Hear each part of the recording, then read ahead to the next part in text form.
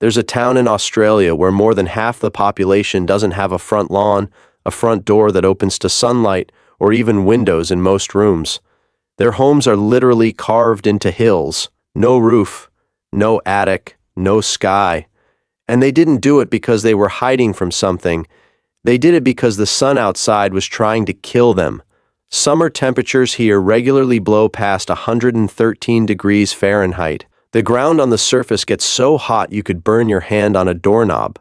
And yet, just a few meters below that same ground, the temperature sits at a steady, comfortable 75 degrees Fahrenheit. All year, every year, no air conditioning required. That's not a coincidence. That's physics being used as architecture. This town is called Coober Pedy, and it's not some abandoned ghost settlement. It's a living, working town with hotels, churches, a bookstore, a golf course, and thousands of residents, almost all of it built underground.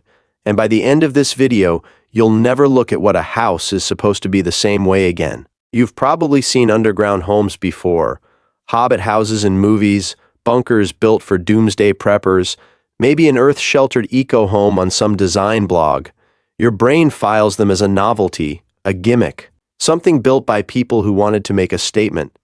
Here's the crack in that assumption. Coober Pedy wasn't built underground to make a statement. It was built underground because staying on the surface was, for a long time, genuinely unlivable without serious engineering. This is a town sitting in the middle of one of the driest, harshest deserts on Earth, in South Australia's outback, roughly 850 kilometers north of Adelaide. No natural shade, no large trees, no relief from a sun that just sits directly overhead for most of the day. So while you might think underground living is about eccentricity, it's actually one of the oldest, smartest engineering solutions humans have ever landed on. Thermal mass, passive cooling, and zero energy cost discovered almost completely by accident. And that accident is where this story really begins. Here's the mechanism, and it's simpler than you'd expect. Soil and rock are terrible conductors of heat. That means it takes an enormous amount of energy to change their temperature. And once they reach a stable temperature, they barely move from it. A few meters below the surface, the ground stops reacting to the daily swing between a blistering afternoon and a cold desert night. It settles into what's called the mean annual temperature of the region, basically an average of the entire year, and just stays there. Above ground in Coober Pedy, the temperature can swing wildly, baking hot in the day, surprisingly cold at night, because sand and open air lose and gain heat fast. But dig a tunnel into a hillside, go in about 3 to 7 meters, and you hit a thermal buffer zone completely insulated from those swings. That's the entire secret. No mechanical cooling system, no fans, no electricity bill for climate control, just rock doing what rock naturally does. Think about it this way. Your fridge at home works by actively pumping heat out, using electricity, compressors, and refrigerant, fighting against the room's natural temperature every single hour of every single day. A dugout in Coober Pedy does the opposite. It doesn't fight the temperature at all. It simply exists below the point where the temperature bothers to change. There's no motor running, no energy being spent, no maintenance on a cooling unit that could break down in 50-degree heat. The house just sits in a zone of the earth that solved the problem millions of years before anyone thought to build there. And that's really the quiet genius of this entire town. It's not high-tech. It's the opposite of high-tech, and that's exactly why it works so reliably. Locals don't call these houses. They call them dugouts, and the name is literal. They were dug out of solid sandstone hillsides using mining equipment, not construction crews. Many were originally excavated using the exact same machinery used to dig for Opal, because in Coober Pedy, mining and housing are historically the same industry. A typical dugout can include a living room, multiple bedrooms, a kitchen, and bathrooms, all carved as connected chambers inside a hill, often with a single narrow entrance on the exposed hillside face. Walls are usually left as raw sandstone or sealed with a clear coating, so residents literally live inside rock that still shows drill marks and mineral veins. Everyone assumes underground means dark and cramped, like a basement. But some dugouts are enormous, multi-room family homes over 300 square meters, with high ceilings because sandstone here is structurally stable enough to be carved wide without collapsing. Some homes even have carved-out swimming pools underground. This isn't survivalist bunker living. It's full, comfortable domestic life, it just happens to be wrapped in rock instead of drywall. And it's not silent or musty like you'd expect a cave to be. Because sandstone is porous, dugouts actually breathe a little, letting in enough natural airflow that humidity doesn't build up the way it would in a sealed concrete basement. Some homeowners cut narrow ventilation shafts straight up to the surface, so a small column of daylight and fresh air trickles down into a hallway or kitchen without ever opening the whole roof to the sun. It's a detail most visitors don't notice until it's pointed out, that even without a single window in the traditional sense, these homes still find a way to let the outside world in, just on their own terms. Here's the twist most people miss entirely. Coober Pedy wasn't founded because someone wanted to live underground. It was founded because of Opal, the shimmering rainbow-colored gemstone. Opal was discovered in the area in 1915, and Coober Pedy went on to become the largest supplier of precious opal on the planet, historically producing the majority of the world's supply. Miners flooded into the region chasing the gemstone, but the surface heat made living in tents or standard housing nearly impossible during summer. Soldiers returning from World War I, some of whom had experience with trench digging and underground shelters, were among the early residents who realized something simple. If the heat outside is unbearable, don't fight it, go under it. What started as a practical survival trick for opal miners eventually became the accepted, permanent way of life for the entire town. The name itself tells part of this story.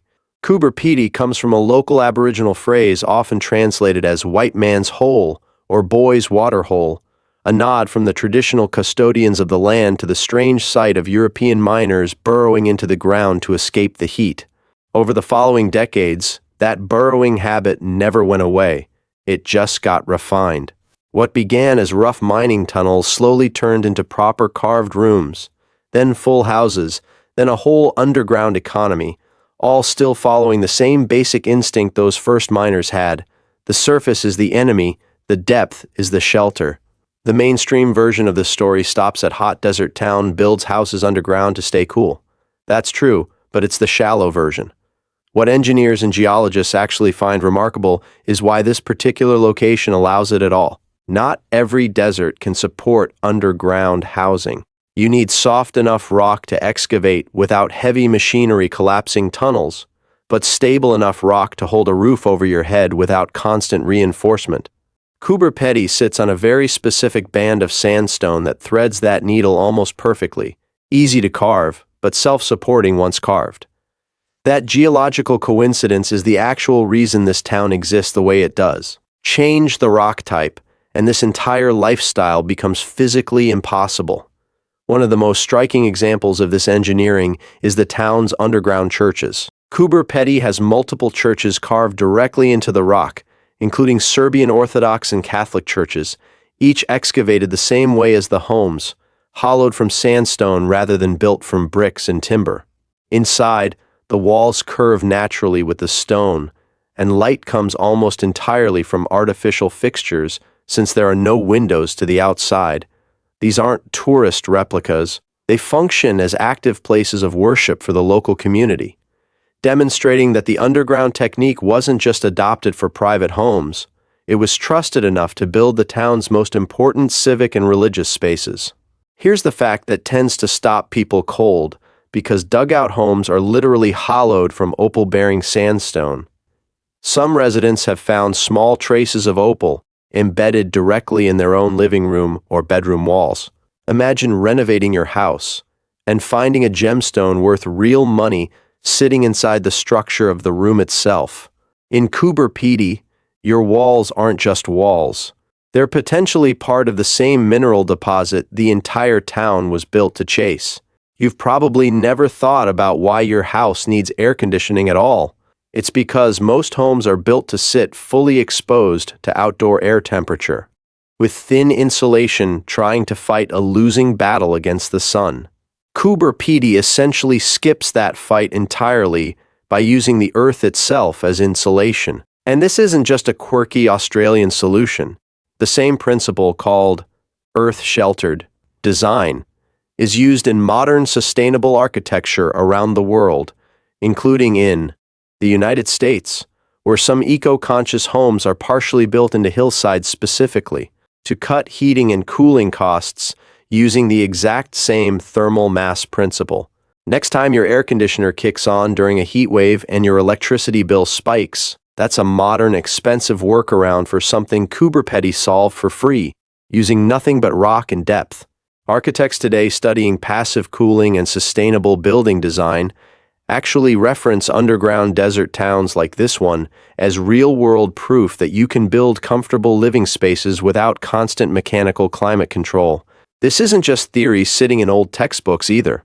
As summers across the world keep getting hotter, more architects and city planners are actively revisiting earth-sheltered and semi-underground design for new housing developments, particularly in hot, dry regions like parts of the American Southwest. The pitch is simple. Instead of building a house and then bolting a massive energy-hungry cooling system onto it, design the structure so the ground itself does most of the work first. Coober Pedy has essentially been running a century-long real-world experiment proving that approach actually works, at scale, for an entire community, not just a single showcase eco-home. Now here's something most people never connect to this topic. It's not just homes that went underground in Coober Pedy, practically the entire town infrastructure did. There's an underground hotel where guests sleep in carved rock rooms. There are underground art galleries, an underground bookstore, and even underground bars. The town essentially rebuilt an entire above-ground community experience, just relocated into the hillside. Think of it like this. Most towns are built outward, spreading across land. Coober Pedy grew inward, spreading into the hill itself, layer by layer, almost like the rings of a tree, except each ring is a new tunnel, a new dugout, a new business carved a little deeper or a little further along the rock face. Above ground, from a distance, Coober Pedy can look almost empty. Scattered mounds of excavated earth, a few structures, wide open desert. But that emptiness is deceptive. The real town is underneath your feet. Coober Pedy proves something that most modern buildings forgot. Sometimes the smartest engineering isn't adding more technology. It's understanding the material already beneath you and simply getting out of the sun's way. So here's what we uncovered today. An extreme desert climate pushed Opal miners to dig homes into sandstone hills instead of building on the surface. That sandstone happened to be geologically perfect, soft enough to carve, strong enough to hold, and over a century, that survival trick turned into an entire underground town, complete with churches, hotels, and homes where the walls themselves sometimes glitter with opal. Now I want to know, did you already know a whole town in Australia lives underground? Or is this the first time this has crossed your radar? Drop it in the comments, because I'm genuinely curious how many people have heard of Coober Pedy before today. In our next video, we're heading somewhere even most engineers haven't thought hard about, a place where the ground itself was engineered to move, not just to be built on. You will not want to miss it, because at Logivra we don't just look at what's built, we look at the logic behind everything.